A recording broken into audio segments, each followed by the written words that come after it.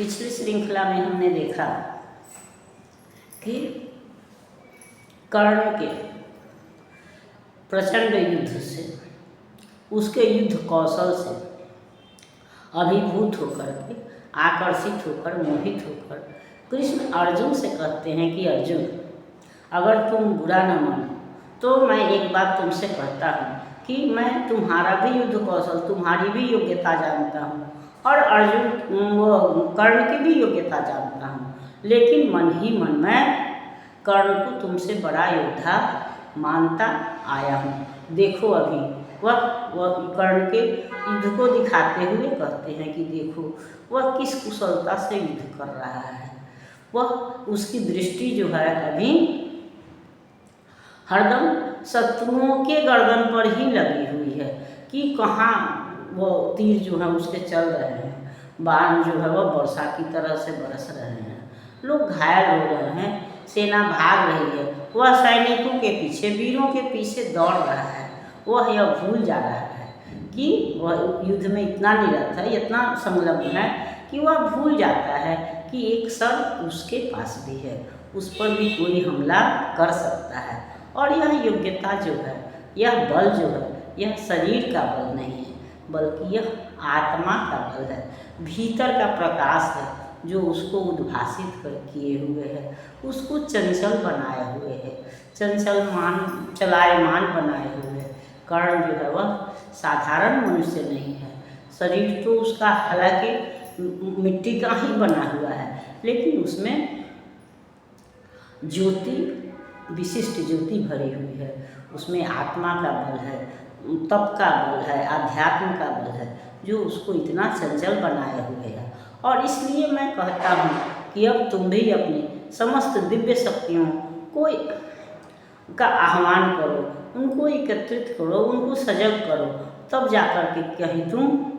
कर्ण पर विजय प्राप्त कर सकते हो। नहीं तो आज वह किसी के नियंत्रण में आने वाला नहीं है। अर्जुन,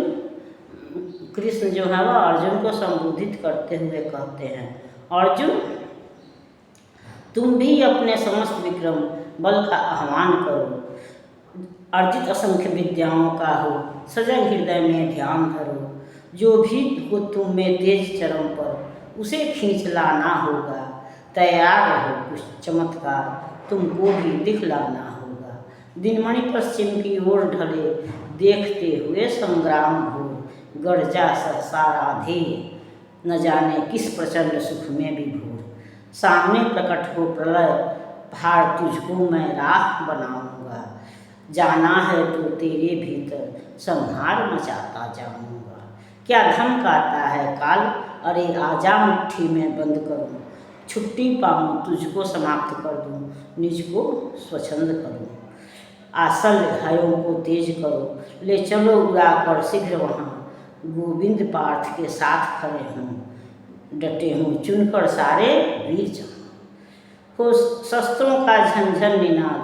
दंतावल हो चिघाट रहे, रण को कराल घोषित करके हो, समर सूर हुंकार रहे। कटते हों अगणित रुंड मुंड, उठता हो आर्तनाद छन छन, झंझना रही हों तलवारें, उड़ते हों तिग विसिक सन। संहार देह धर खड़ा जहाँ, अपनी पैजनी बजाता हो, भीषण गर्जन में जहाँ रूप तांडव का डूबा जाता हो। ले चलो जहाँ फट रहा व्योम, मच रहा जहाँ पर घमासान, साकार ध्वंस के बीच बैठ, छोड़ना मुझे है आज पर। तो कृष्ण अर्जुन को सावधान करते हैं कि तुम अपनी समस्त दिव्य शक्तियों का आह्वान करो, उनको अपने अंदर समेटो, अपने आप को सजग करो, तब जाकर के कहीं कर्ण से युद्ध करना संभव है। क्योंकि आज कर्ण जो है अपनी पूर्ण क्षमता से युद्ध कर रहा है, वह सेना के पीछे ऐसे भाग रहा है जैसे उसको लग रहा है कि उसके पास सर नहीं है, यानी उसको अपने मौत का कोई डर नहीं है। और इसी तरह करते तब तक सूर्य भगवान भी अब अस्ताचल की ओर जा रहे हैं, सूर्य डूबने को तैयार है। और हम जैसा कि सुनते आए हैं कि मृत्यु का आभास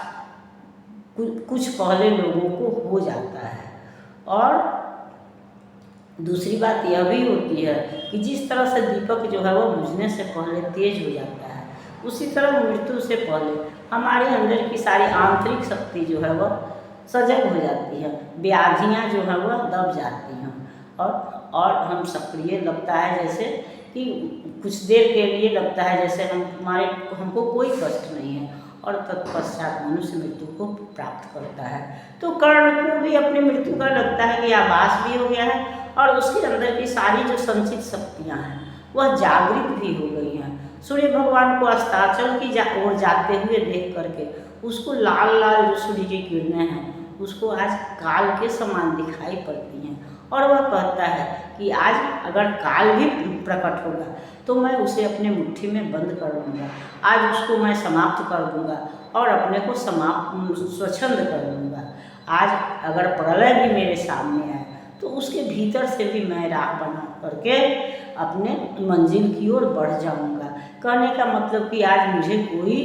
रोक नहीं सकता है। और तब वह शल्य से कहते हैं कि आप रथों को उधर ले चलिए जहाँ पर कि सारे वीर एकत्र हैं, जहाँ लोग युद्ध की विकरालता से त्रस्त हैं, परेशान हैं, जहाँ की झंझन झंझन तलवारें चल रही हैं, सन सन सन सन तीर चल रहे हैं, जहाँ पर लोगों के कटे हुए सर, रुंड और मुंड सर है, और रुंड जो है वह धड़ जो है नीचे का धड़, सर से रहित जो शरीर है वह रुंड कहलाता है। तो जहाँ पर मतलब जो युद्ध भू क्षेत्र जहाँ की लाशों से पटी हुई है, लोग आर्तनाद कर रहे हैं, जहाँ पर भीषण युद्ध हो रहा है, तुम मुझको वहाँ ले चलो। अब ऐसे हम जानते हैं या पीछे पढ़ चुके हैं कि कोई भी सारथी जो होता है तो वह अपने रथी को भयानक स्थिति में बचाता है। हम कृष्ण के बारे में भी देखे हैं कि कर्ण के बाण से वह कृष्ण को देखे हैं कि कर्ण के बाणों से वह अर्जुन को बचाते हैं। इसी तरह से कोई भी सारथी जब देखता है कि उसका सारथी जो है जिसको उस पर सवार रहता है रथ पे, तो उसको बचाने की ही कोशिश करता है। तो इसलिए अभी कर्ण जो है वह शल्य से कहते हैं कि नहीं, तुम मुझको निरापद स्थान नहीं चाहिए, सुरक्षित स्थान नहीं चाहिए, बल्कि तुम मुझे वहाँ ले चलो जहाँ की लोग जो है एक दूसरे से युद्ध कर रहे हैं, जहाँ भूमि लाशों से पटी हुई है, जहाँ भीषण संग्राम हो रहा है, जहाँ की वीर जो हैं वहाँ की भयावहता को देख करके चिंतित हैं, या यह कह रहे हैं कि वो उस भयावह जगह पर तुम मुझे लेकर चलो जहाँ पर स्वयं संहार यानी मौत विनाश जो है वह देह धर करके खड़ा है, पैजनी बजा रहा है, यानी कि वह साक्षात मौत नाच रहा है, यानी कि मृत्यु हो रही है, भयानक मृत्यु हो रही है। तुम मुझे वहाँ ले चलो जहाँ पर कि आसमान फट रहा हो, विकराल युद्ध हो रहा हो, क्योंकि अगर मुझे आज जाना भी है तो मैं उस भीषण विध्वंस को पार करके ही, यानी अपनी अद्भुत क्षमता को दिखला करके ही, पूर्ण कला को दिखलाने के बाद ही मैं मौत से मिलूँगा, अपने प्राण छोड़ूंगा। और जैसा कि हम जान रहे हैं या सुनते आए हैं कि मनुष्य को अपनी मृत्यु का अंदाज़ा हो जाता है, तो कर्ण के साथ भी यही स्थिति आती है। वह अपने रथ को कृष्ण अर्जुन के सामने ले जाता है और अर्जुन और कर्ण का युद्ध भी होता है, लेकिन जैसा कि पूर्व निर्धारित उसके जो साप हैं, वह साप जो हैं वह चूँकि उसका मृत्यु का समय आ पहुँचा है, तो वह सारे साप जो हैं वह अब फलीभूत हो रहे हैं। उसका रथ का पहिया जो है वह रक्त की नदी में फंस जाता है, जमीन में गड़ जाता है, और वहाँ पर पृथ्वी जो है उसके रथ को रोक लेती है, क्योंकि उसको यह साप मिला हुआ रहता है। इसी तरह भगवान परशुराम का साप कि जब तुमको उस अस्त्र की आवश्यकता पड़ेगी तो वह तुमको याद नहीं रहेगा, तो वह ब्रह्मास्त्र भी भूल जाता है। इस तरह से वह चारों ओर से निहत्था हो जाता है। फिर रथ का पहिया निकालने के लिए वह कोशिश करता है और नीचे उतरता है, लेकिन रथ का पहिया तो निकल नहीं पाता है, और उसी परिस्थिति में भगवान कृष्ण के निर्देश से निहत्थे कर्ण पर अर्जुन वार करते हैं और कर्ण की मृत्यु